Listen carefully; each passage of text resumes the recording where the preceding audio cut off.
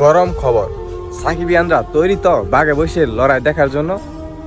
অর্থাৎ আজকে রাত 8টায় সাকিবের দুবাই ক্যাপিটালস বনাম সুহানের রংপুর রাইডার্সের মধ্যকার এক টর্নেডো ঝড় হইব। আর এই টর্নেডো ঝড় দেখার জন্য আমার মতো হাজার হাজার কোটি কোটি সাকিবিয়ানরা অপেক্ষায় আছে।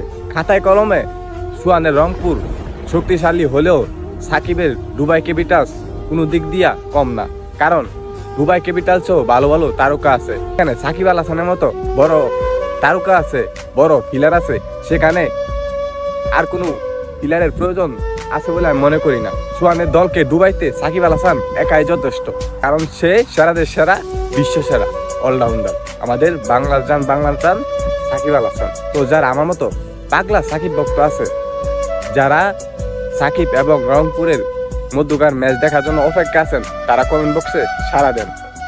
টর্নেডো ঝড় হইব, ইনশাল্লাহ সাকিব আল হাসানই জিতবো।